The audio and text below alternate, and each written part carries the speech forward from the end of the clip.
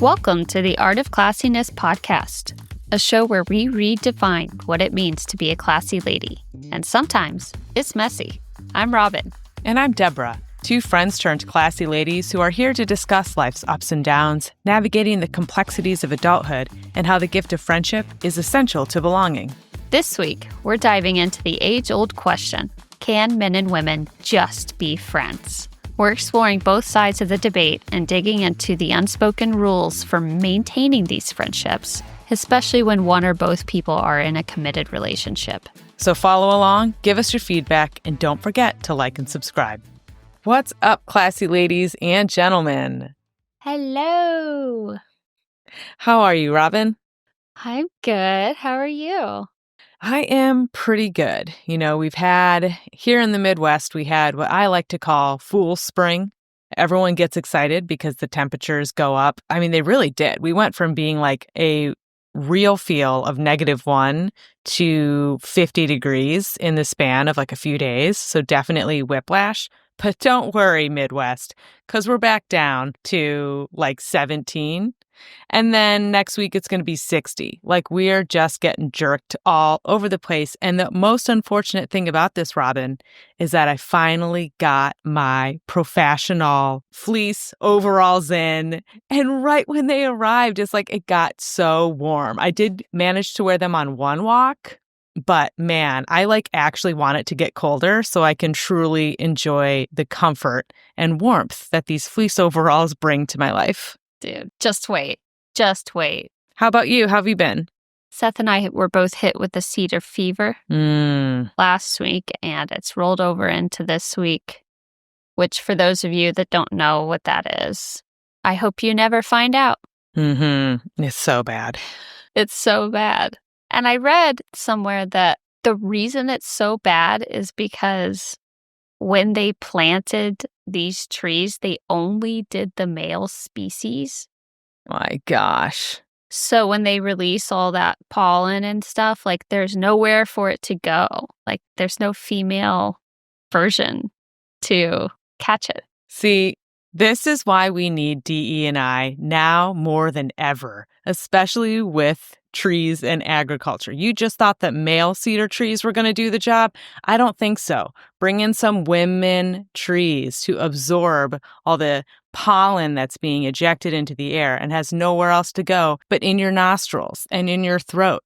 And then I've heard that it can grow spores in your lungs. I could be making that up, but people get really sick. You truly don't know if you're sick with the worst cold of your life or if you just have an allergic reaction. It's so awful. It's really awful. It knocks you out. For sure.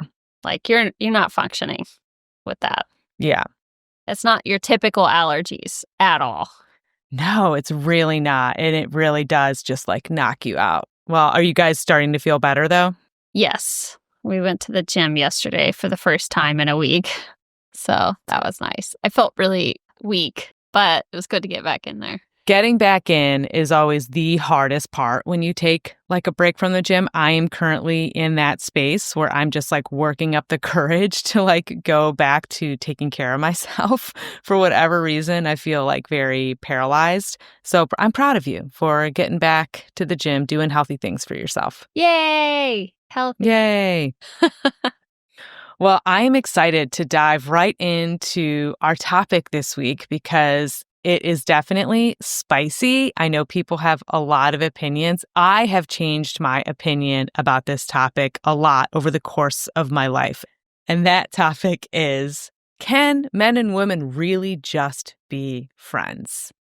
Yeah, I mean, this is an ever-changing subject. Where you're at in your life completely dictates the kind of friendships that you have. Yes.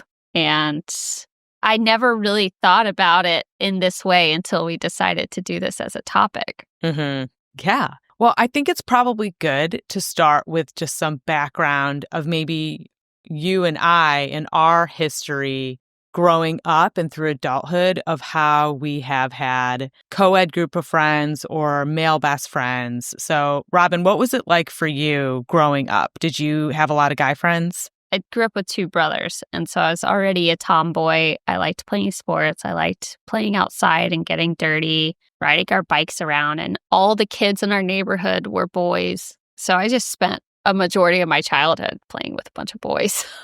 Mm-hmm. I will say there was no sexual tension at that time. Oh, you mean when you were 10? But I think I valued that time for that reason. Yeah. Like, it's innocent, those friendships. Mm-hmm. Then you get to middle school Mm-hmm. and things change. Bodies change. Hormones change. Yeah, it's a wild time. Group dynamics change. Absolutely. The way that girls are looked at by boys, that right there is a huge shift, especially for the girl, because then they feel that energy. Yes. Oh, yeah. And these guys have no idea what they're doing or saying. Yeah, hormones take the wheel in middle school, and everybody goes feral and crazy in a very quick period of time. So through that, Did you still have like guy friends? Were you still like hanging around with the boys? Yeah, I was in band. So it's easier to have those kinds of guy friends. Like you're just always around each other. You're doing the same thing. So you hang out in your little groups. Once I got to high school, like those male friendships became very different. Yeah. I felt looked at differently. I struggled to feel like I had a place to fit in. Like I was that person that kind of got along with everybody, but not so much that anyone pulled me into their core group, you know? Yeah. Mm-hmm. So I did theater and band. Those were my main extracurriculars. And I just remember the amount of times I had to play dumb when I could tell that a guy was like pulling his moves. They're not classy in high school, I'll tell you that. It just makes you feel uncomfortable and icky, and you're hoping someone else is in the room. Absolutely. Yeah. I need a witness. Someone notice this, please, and pull me from this flirtatious wreckage, please. Yeah. I had kind of somewhat similar experiences, but I would say that I truly did feel like I had guy friends growing up. Like you mentioned, the neighborhood knows no gender. Like when you grow up in a neighborhood that has boys and girls, like I see that in my kids right now. It's like everybody just plays with each other. It's like they're completely unaware that this iceberg is about to hit those dynamics. Like they just don't know, and there is no like crushes or anything like that. They literally just play with whoever is around and has any type of similar interest. So I had a neighborhood like that. And then going into middle school, I would say like 7th grade is when the co-ed hangouts really started happening more between my girlfriends and the different boys. Now, I will preface this by saying I literally grew up on an island. The community was very small, and I graduated with about 100 kids. And those kids I literally went to kindergarten with. So everybody knew each other, one middle school, one high school. So you kind of establish those relationships pretty early on. And I was a girl that was in a co-ed group of skater boys. Nice. I was a baggy jean, flannel shirt wearing black tattoo choker. Like that was the look and style. And so we hung out with like kind of the bad boys, the skater boys. They had like chains on their jeans. Yeah. And we would just do like basement hangouts on the weekend. Birthday parties were always co-ed. Like we were the kids that would go to the football game, but like hang out under the bleachers. And like we were just really entrenched with one another. You're so cool. No, we were not cool. We were like the rejects that were kicked to the under the bleachers. But I would not say we were like the cool kids. And then high school was very similar, kind of grew out of the skater boy group and got into another co-ed group because we all worked at the same ice cream shop. Aw. Called the Idle Inn Cafe. And this Idle Inn crew was like when I think of high school, I think of this group of friends. 2 of my best friends to this day were in that group, Leah and Lauren. And, we just would always hang with the guys and we were just super close. We could interchange out with one another. Like I could go hang with my friend Justin. And then the next week, like I could hang out with my friend John and then Steve. And like it was very interchangeable in that way. And I felt totally comfortable around these boys. So for me as an adult, and as you start having more like relationships with men, it was never weird to me if a guy had like girlfriends from high school that they still talked with, or maybe they still were close with in college, because I had that similar type of history. But when you're with someone who has never been like friends with women, they sometimes can find those dynamics threatening, which is kind of like what we wanted to unpack today. Like, at what point do those relationships become threatening? Okay, so both of us have a history of male-female dynamics, whether it's our upbringing, and obviously, as you and I worked together in the service industry, we were always around guys as well, whether it was our friends' boyfriends or just other random servers and bartenders. Like we had a really healthy co-ed group of guys and girls when we were in our 20s. And for this reason, like I said, I think in relationships I've been in where they have maybe expressed, I don't want to say jealousy, but I could tell they were maybe threatened by the fact that I still have guy friends in my life. Mm-hmm. I just would say, like, this is really all I've ever known, though. Like, I don't know what it's like to not have a guy friend in my life. But now that I'm older and can, like, examine with a little bit more wisdom, looking back, we were all hooking up with each other. 100%. 100%. Those skater boys that we hung out with, I was dating one of them and I had a crush on another one of them. My friend Andrew was dating one of the guys. Like we were hanging out with them because they were our boyfriends and we were making out with them. And then in high school, like, I ended up dating one of them. We all had made out with each other at one point or another. And even if we weren't like friends to do that, if at any moment any one of us girls have been like, hey, you want to hook up? They would drop everything. They would throw that friendship into the river immediately for a chance to be with us. So that really uncovers the question, like, are you really just friends until somebody is willing to cross that line? And that is the question. It's not like you want to ask anybody that straight up. Yeah. Especially if it is a friend. For sure. You can't go into the middle of a friendship and say, hey, I just want to be clear, like, we're never going to hook up, right? Yeah. Like, if it were that simple to just be like, let's just get this out of the way now. You and I are never going to hook up. Because even asking that, you're like planting the seed that it could be a possibility. So it's like, it's always the elephant in the room when you think about male-female friendship dynamics. And it's so difficult, at least from my experience. Like, we know when a guy has a crush on us. Mm-hmm. And it's a difficult line to walk because you really care about that friendship and you want to stay friends with them. But at any point, they could confess their love for you. And that has happened to me. And we never spoke again. Like this person that I considered my closest friend at the time. Mm-hmm. And I don't blame him. I'm sure it was like soul crushing to not have those feelings reciprocated. It just really sucked for me because I saw him as a genuine friend. And then I lost that friend just because my feelings weren't mutual. And it's like so many male-female relationships revolve around one of you having some kind of romantic feelings for the other, whether it's apparent or not. But men and women think very differently. And I find that generally men are talking to you because they find you attractive. They want to sleep with you. If y'all become friends in the process, cool. But if an opportunity arises, they will take it. They will absolutely take it. Yeah. I've been in situations where they took it. Yeah. I gave them the opportunity. I opened that door. They ran straight through. Like the Kool-Aid man through a wall. Yes. Oh, yeah.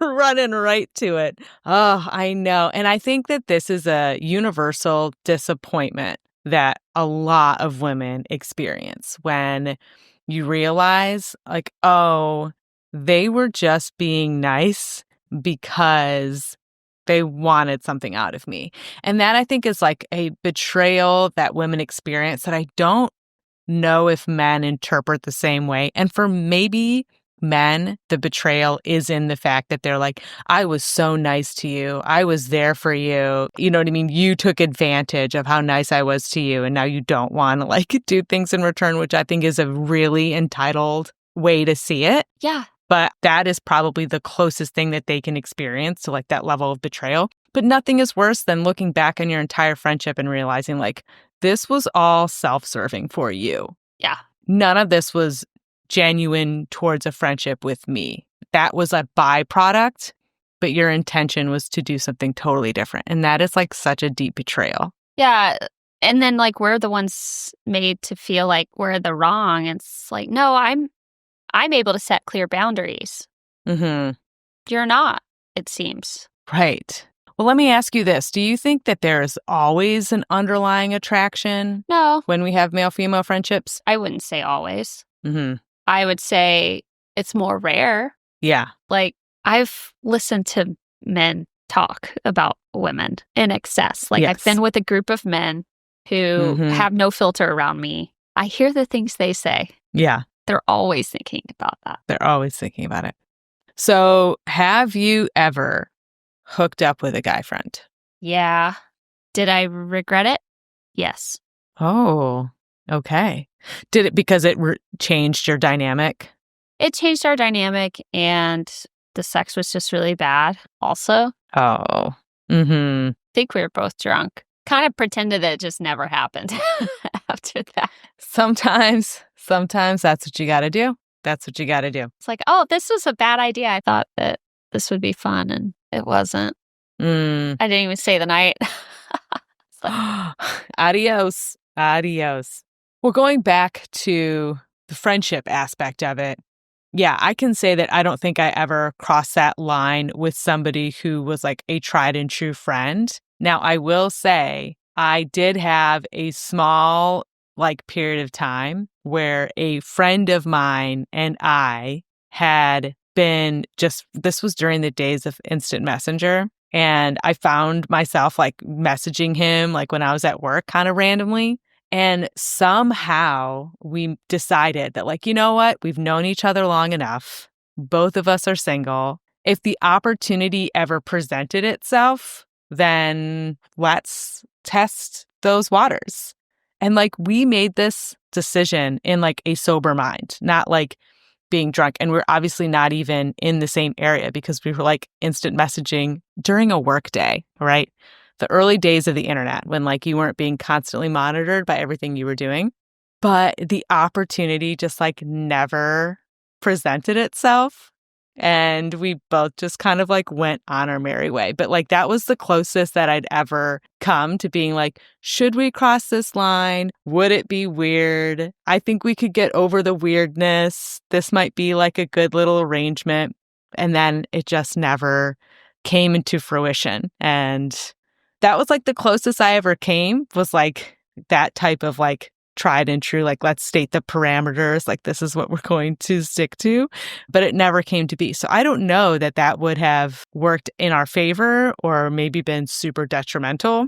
Are you friends today? I guess, I mean, I would say that we are friendly. You know, we don't live in the same area, so it's not like somebody that we're not on a texting basis. I'll tell you that much. I don't have his number anymore. So I would say no. Okay. But I think if we were living in the same area, he's definitely someone that I would like probably enjoy hanging out with, you know, with his wife, because he's married now like everybody else in this world.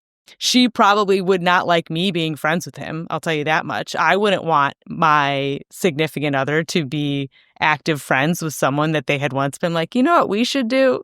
Yeah. Like, I probably wouldn't want that. And that's like the test of time scenario where like you guys stop talking for a long time and now he has a whole new life. So it is weird for you to just insert yourself. 100%. Yeah. 100%. That's why, test of time is so important. Now, I do think that obviously, even with female friendships, you know, you kind of come and go out of each other's lives as seasons change. But yeah, it's got to be someone that remembers your birthday, texts you on your birthday, sends you the holiday card, gives you the life update. Like one of my best guy friends, who's a true guy friend, he's always the first one to text me on my birthday. And I know now that he has calendar invites for all of his friends' birthdays on his phone, which is like so smart. And it's the first thing he does in the morning is like, boop, here you go. Or sometimes he's like, hey, I'm traveling tomorrow, so I wanted to text you today. Happy birthday. Like that is a true friend. And I do the same for him. You know, I mean, it's someone that I'm just like proud to be his friend. Absolutely. Like through all of our seasons of life, he's someone that I know we are always going to be there for each other. And that can be threatening to a relationship. And it was threatening to my last relationship because I had at one point flown out to visit this friend, made plans to fly out, visit, and stay with this friend while I was in this relationship because I did not see an issue with it at all. I was so like, what do you mean I should have told you about this? Like, this is one of my best friends. And I wasn't with somebody who was like controlling or hyper jealous, but he made it very clear that he was a little uncomfortable with the idea that I would be staying in another man's apartment that I had known since college. At one point, I even was like, should I stay in a hotel? Like, am I the asshole? Am I actually the one who's in the wrong by doing this? Would I feel the same way if he was flying to visit a girl and staying with her? I don't know. And that is really when I first started wondering, like, can you still maintain co-ed relationships when you are in a long-term relationship? What do you think? I think you can. Absolutely. It's Mm-hmm. just setting clear boundaries. Mm-hmm. And in that scenario, when we're single, it's easier to hang out with groups where some of the guys have a crush on you. Mm-hmm. At that point, I don't think it's appropriate for you to be around those people Mm-hmm. Right. because it's just out of respect for your partner. Yeah. And see, I really struggled how honest I should be with guy friends about those boundaries. So, I mean, I'll just like say right here, I am currently going through a breakup, which sucks. I shouldn't say going through because like it's over. Like that we're not discussing it anymore. Like we're done. And I don't want to I'm not obviously going to air out any laundry, but in this last relationship is really where I started thinking more about whether or not I should maintain like male friendships because it did make him a little heightened, I would say. Not like ever angry, but like I could tell it wasn't something that he loved. And you never want to do something to your partner when you know that they don't like it at all. And I would have guys during my relationship be like, hey, like, let's catch up. Like, let's meet for coffee sometime. And I would just have this voice in the back of my head, like, is this a betrayal? Should I run this by my boyfriend first before I make those plans? Should I just like not get coffee? Like, should I question this person's like intention as to like why they want to get coffee with me? Like, are they trying to plant a seed? And it really like got in my head a lot as to like what was the right thing to do. And so I often wonder, like, should I just tell this person, like, hey, I'm in a relationship out of respect for my boyfriend. Like, I don't think it's a good idea to get coffee, but I'm glad you're doing well. That felt like calling out my boyfriend so hard. It made him sound like a jealous control freak to say, this is not appropriate. Because that person's probably like, lady, I'm not trying to do anything. Right. So I always wonder, like, what is the best way to handle that type of situation? Seth is very secure, and Yes. he actually doesn't have a problem with me hanging out with guy friends one-on-one. Like, I Yeah. have a guy friend that we go climbing Oh, nice. together. We both love climbing. Seth doesn't care for climbing. He's like, yeah, go climb with your friends. Go climb with your friends. That's like, sounds like a dad saying that to you in the playground. Like, go play with your friends, honey. Go play with your friends.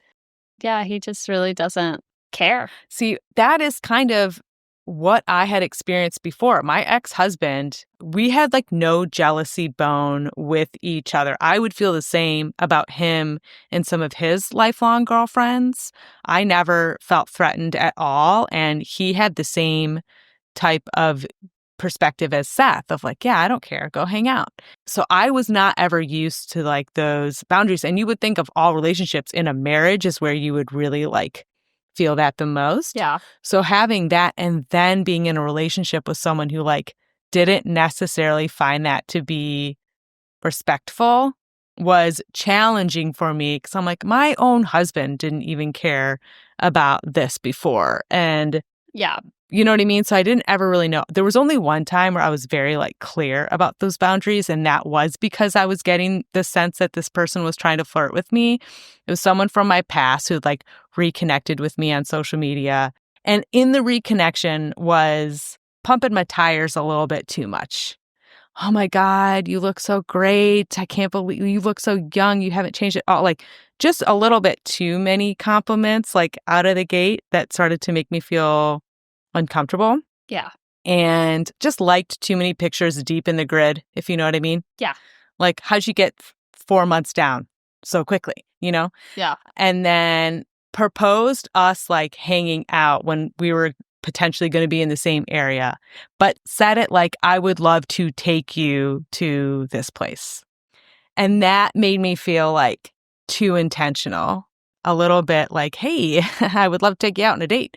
And that's where I was like, I'm very much in a relationship and I don't think it would be appropriate for us to do that. But it was great catching up and I'm glad you're doing good. Like that felt like a situation where it was really easy for me to like strong arm because I felt like they made their intentions a little too clear. And I would say whenever you feel that overt flirtation, if you are in a relationship, like it doesn't really matter the history, like you got to shut that shit down. You know what's funny is a couple of times, like I've been uncomfortable in these situations where it's upsetting to me. Like I feel like someone's crossing a line and I show it to Seth. I talked to him about Seth. I was like, isn't this fucking weird? And he's like, just ignore it. Oh my God. Like he does not have a jealous bone in his body. That's so rare. That's so hard to find. And it's such a refreshing feeling because I was in a relationship where it was the exact opposite. Yes. Like if I was hanging out with a guy alone, something was up. Or I'd get the 10th degree. I'd get asked a million questions. It was so annoying because they had lady friends that they spent time. One of them was his ex. Oh, no. Oh, no. It's like, this double standard is not cool. Yeah. Well, that like brings up another good question. Can you be friends with your ex? I've seen situations, very rare situations where that is true. Mm-hmm. In my experience, I've not been able to remain friends. Like it just doesn't. No. They don't fit. They don't fit into this new life I'm creating with my current partner. Like it doesn't work in my mind. I know it can work in certain scenarios, but in my dating history doesn't work out for that. Yeah, I would agree. I would say most of my exes I'm on good terms with. One I'm no contact with, like absolutely no contact with. But I still feel fondly about one of them. And he's in Canada. He's my Canadian ex-boyfriend. And I will just always have such a warm, nostalgic place in my heart. But I also know like we have not seen each other or heard each other's voice since we broke up in 2005. Oh. So I can't say that if he was living in the same town that we would still be friends or be able to hang out because like he was a huge, like he was like first love, you know, level of enormity in my life. But interestingly enough, you know, my ex-husband and I met in college. And I mean, this is almost like the perfect encapsulation of everything we're talking about because I met him as a friend. My perspective was he was friends with my friend Eddie, and we all hung out a lot our junior year. I was in the relationship with the Canadian at the time, and he was just like a good friend, always showing up for me, and we had a lot of fun together. We had a great male-female dynamic group of friends. And the minute I became single, he became a really good friend. He was really there for me. You know, we had a really bad week at school, and he was like, why don't we just go to the movies tonight? Take your mind off of it. I know you're like strapped for cash. I don't mind buying your ticket. Like, he like sleuthed me into going on a date, basically. And, you know, I did not want to get into another relationship quickly because I broke up with the Canadian because I'm like, I am in college. Like, I'm going into my senior year. I need to actually like just be at school, not be in a long distance relationship, not be hung up about a boy. Like, I need to like be on my own. And my ex just really like swooped in and was like, you're single. I'm going for it. So we dated for maybe like 2 months. And I just was like, I was not over my ex-boyfriend, and I couldn't see myself getting like more serious with my ex. And he's the one post breakup who came to me and said, look, we have a great group of friends. I don't want to mess with that dynamic. Elaine and Jerry Seinfeld, they hooked up in the beginning of the season and they remained friends. So you and I can just be Jerry and Elaine, two people who used to be together and now we're not, and nothing has to change. And like, we can be cool. And then ultimately, me and my ex got back together and got married. You know, so it's like, were we really just friends during that time? Or was he once again minding his time until the opportunity arose for us to get back together? So it's like, even my one instance of like a true guy friend who's willing to put his own bullshit aside still ended up that we like got married. You know what I mean? So it's like, I don't know anymore. When I said in the beginning, like, my feelings have changed, I would have died on the hill that men and women friendships can be pure and exist. And now I don't think I have that opinion anymore. For the most part, I don't either. Like, Mm-hmm. the more we're talking about this, the more memories are coming up of other situations where my guy friends professed their feelings for me Mm-hmm. and they were not reciprocated. Yeah, It's messed up a lot of friendships for me. most definitely. Or just jealousy of guys in your life can mess up the current relationship that you are in.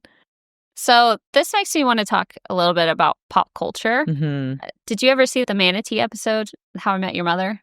Yes, absolutely. I think they called it the mermaid theory. Yes. And it's basically like you see someone as a manatee, but the longer you hang out with them, they eventually turn into a mermaid. Did I get that right?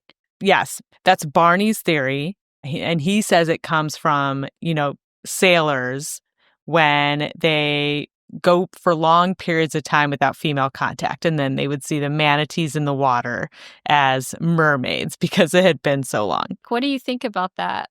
So I think this goes a little bit more to what we were saying about, this is why the test of time in a relationship is so important, because when you first get to know somebody, there's so many interesting, fascinating things about them. And if you are a guy and a girl that's hanging out repeatedly, I think your brain starts to get confused as to like why you are around this person so much, which is why somebody who is seemingly maybe not your type, if you are single, hanging out and drinking together over and over again, your brain might start to see them as the mermaid or the merman, if you will. But hang out with them long enough, like how Marshall does with Robin in this episode, and you start to see the things that make them unattractive, which turns them back into the manatee.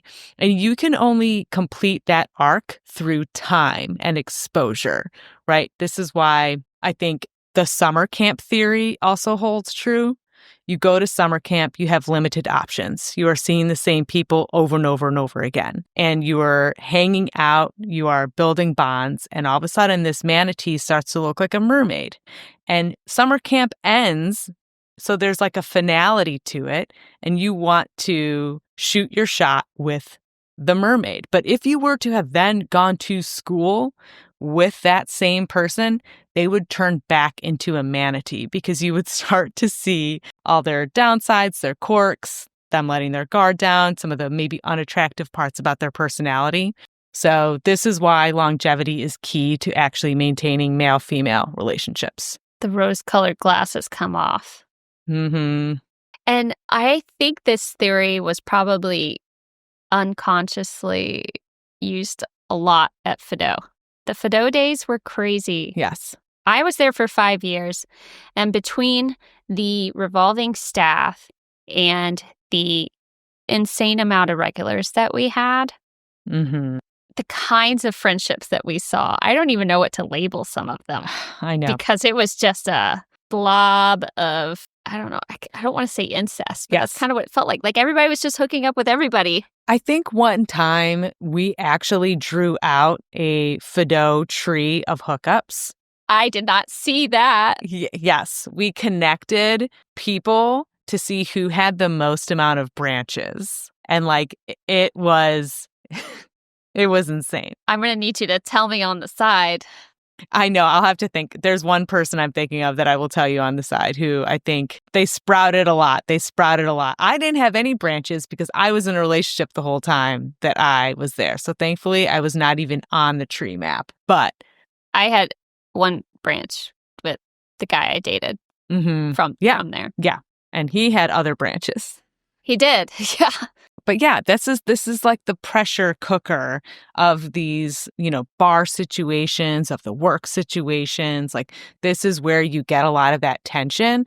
And if you can maintain those relationships after you're out of the pressure cooker, that is your true test of time. If you are still in the pressure cooker, I think it's too soon to tell if that is an actual true friend of yours because you're in it and you might be vacillating back and forth between manatee, mermaid, and you don't even know. Yeah. You got to exit that pressure cooker and have some time and distance to really be able to say, is this person the true co-ed friend that I thought they were?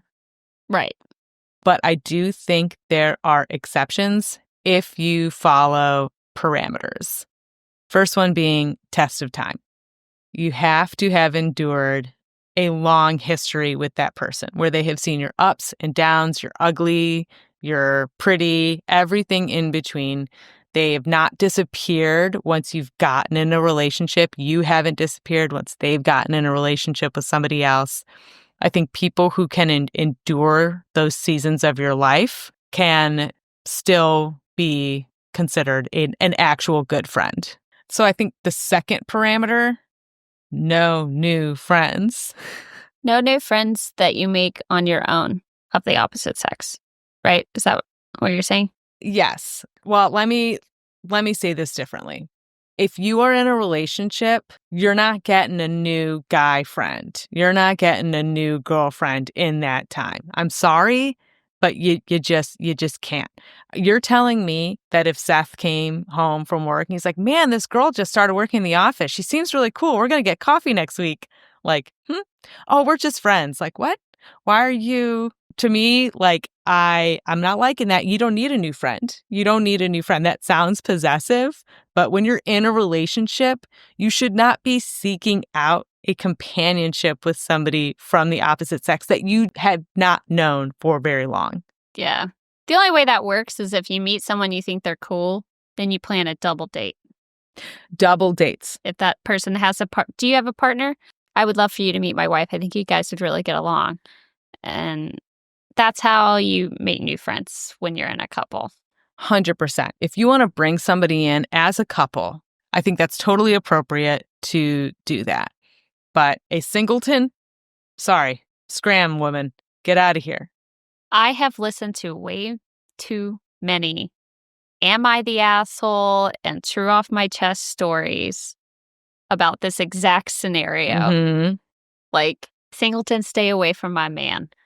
Yeah. And it's honestly, I know that people will use the excuse of like, well, I make friends at work all the time. And, oh, they're just my work friend. Work friend is fine. You start calling someone a work wife? No. Excuse me now? A who? You have a wife. Absolutely not. And you need to work from home, and then I'll be your work wife. Yeah. I've never liked that term Yeah. unless, like, one of my friends calls her coworker my work husband, but he's gay. Okay. That is totally appropriate. Yeah.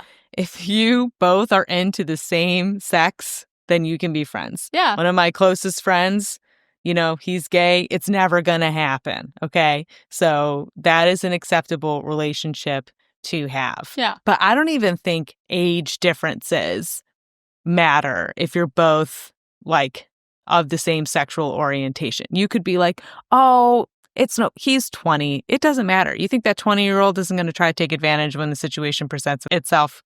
They might. And I think work relationships are hard because it's an easy gateway to like emotional affairs. And for women, emotional affairs are the gateway to physical affairs. And so now, having been married, been divorced, been through so many different dynamics, I would now be very comfortable saying, like, I would not make a work friend outside of work if I'm in a relationship. Meaning, sure, I'll sit with you at the cafeteria table and we can eat lunch and chat and catch up, right? Yeah. But I'm not going to be like, hey, what are you up to this weekend? Do you want to meet up for a drink? Like, that's not happening. I think the biggest test of whether or not these work friends are your friends, are they going to hang out with you after you don't work there any longer? And I have figured that out as well since I Mhm. left the company. There's like 3 people that I Mhm. keep in touch with. Yeah, same. The last serving job I worked, like right around the time that I was graduating college, it was my favorite serving job ever. I loved it. I had so much fun working there. I am not friends with anybody from that life. Mhm. Yeah. It's just so funny. And then, like, we have our Fido. I was there for 5 years and, like, oh, those are my friends forever now. Yeah, it really is so funny which people stick around. They say people in your life for a reason, a season, or a lifetime. And so many, even work situations, or sometimes even guy friends, are really just there for a season and they serve their purpose and then you move on. And this feels like a good time to talk about a friend who was that person, Yeah. who found his way out of the pressure cooker. And this is our good friend, Alex Johnson. And I'm sad to say that we lost Alex last year. We're approaching the year anniversary of his passing. But he was all the things that you want in a guy friend. And he hit every single one of the things that we were talking about. Because I think it's fair to say, Robin, he would have hooked up with any single one of us if we had given him the chance. And he did with some. And he did. Yes, he did. He smooched. He smooched some people. But here's the thing. He was an opportunist, but he never pushed. He never made anyone feel uncomfortable. Mm-hmm. Right. And that's what made him so much fun to be around. It's like women felt safe around him. Yes, absolutely. I mean, mind you, I was never in the position to be single to feel that energy from him, but I never felt uncomfortable. If it was the end of the night, it's like, yeah, sleep on my couch. Like, I'll drive you home in the morning. Never felt that level. He always made women feel safe to be themselves. And I think any woman knew that, like, you know what? He would make out with me if I wanted. Yeah. And he would be like, he wouldn't even have to say it. You knew deep down he was ready and willing to cross that line, but he rarely did. And even the times he did, he still maintained those deep friendships because he left the pressure cooker. He ended up moving to Chicago, which is insane when I think about the fact that I only worked with him for a year because it felt so much longer. I felt like we still had so many interactions because we did. I flew to visit him. He's a different person that I literally flew to visit just him in Chicago while I was at the time just dating my ex-husband. And never a point where I was like, is this weird? Am I crossing the line? Like, no, like he was just always going to be there for you no matter what. And he is, to me, the archetype of what a good guy friend should be. They make you feel safe. They don't put any pressure on you. They withstand the test of time. They show up for you and they don't want anything in return. Yes. And he did all of those things. And was also willing to sleep with you if you offered. If he offered, if you ever needed, he would do that for you because he was such a good friend. Yes. Oh, So yeah, and we miss him. miss him so much. And let's dedicate this episode to our friend Alex. I think about him so much, I really do. And he just made everybody's lives happier. I hope I can be the kind of friend to other people that Alex was. Yeah. To me, to you, and to every friend he came across. Anyone he came across was a friend. Mm-hmm. Like, he was just that guy. I miss him very much. We miss him very much. Best guy friend. The best guy friend. Well, there it is. Those are your parameters for male and female friendships. I would love to hear other people's experiences with this. Have you still maintained friends with somebody that you used to date or hook up with? Do you have a policy with your significant other that mirrors what we were saying about no new friends? Are you totally cool with it? What are your thoughts on this subject? Send us an email at artofclassiness@gmail.com, and we would love to hear your feedback. Yeah. On to our next segment. Classiest thing you've seen this week. So as I mentioned briefly earlier, I am going through a breakup, or I have just broken up, or my most recent relationship has come to an end, which is very sad. And I'm going through all the motions right now. It's not fun. I tell you, there is no bigger hype group than a girl chat text message group when you tell them that you are going through a breakup. Because I shared the news to our Classy Ladies group chat yesterday, just because I don't want to have a bunch of individual conversations about it. You know what I mean? I sort of wish that we could go back to the simpler times of Facebook when you would just update that relationship status and boom, the world knew, and you just chaos ensued. Not that I would ever really want to do that at this point in my life, but man, was that just way easier to do. So I informed the group chat last night of this life update, and I mean, the hype squad came hyping up, ready to go.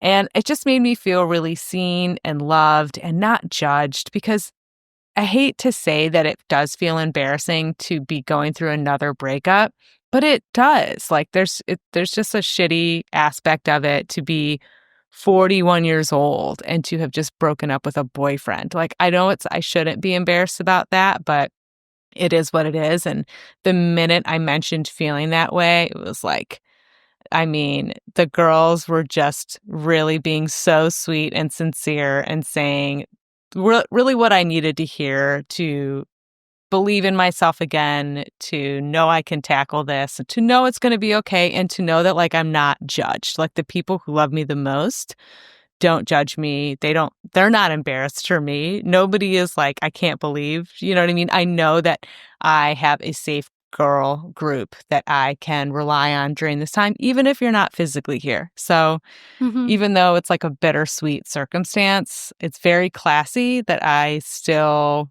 am wholly accepted by the people who mean the most to me. Aw. And we want the best for you. Thank you. And I know you guys do, so I appreciate that. Well, for me, is it bad to call myself classy? Absolutely not. It is classy Right? to call yourself Right. classy. That's the whole point. It's the whole point. have been feeling super classy this week because I've been on this very strict elimination diet for over 2 weeks now. And that in itself has been a challenge. I'm seeing fantastic results, which Mhm. is very motivational. But I really crave sweets right now Mhm. because I haven't been eating sugar or anything, right? Mm. So based on the minimal ingredients that I can consume right now, I got into ChatGPT and was like, can we make some baking recipes Yeah. with this stuff?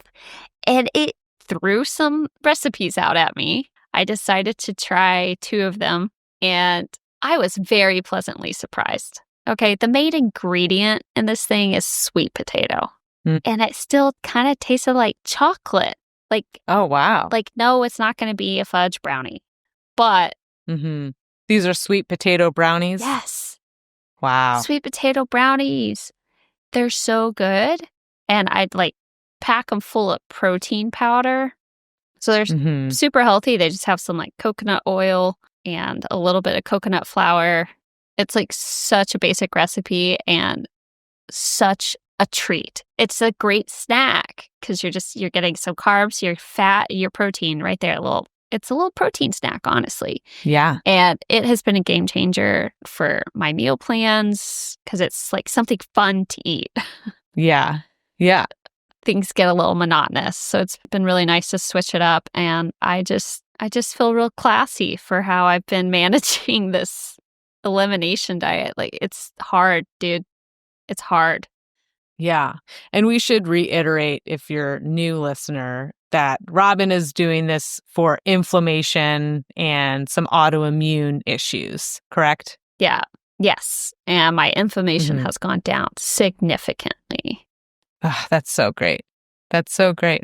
When it comes back to the reintroductory phase is when I'll figure out what foods are triggering my flare-ups. But right now, no flare-ups, no bloating. I Mhm. just don't leave the house. It's simple. It's simple. It's a simple plan of staying inside, eating chicken, vegetables, and sweet potatoes. And some fruit and lots of herbal tea because I also can't have caffeine. I miss coffee. Oh my goodness. Well, I think that is classy, Robin, and I'm very proud of you for being so disciplined, especially as it comes to your health, because it's so easy to just go back to your old routine. And even when we know those routines are to our detriment, it's why people try to quit drinking and then they start drinking again. It's why people stop going to the gym. You see the good results, but you miss that old way of living. So I'm really proud of you for sticking with it. And I'm really happy that you're seeing results. Thanks. Me too. Well, that takes us to our final segment. Is it classy? Our classy scenario of the week. Robin, do you got one for us? I do. Asking guests to remove their shoes. Here's your scenario.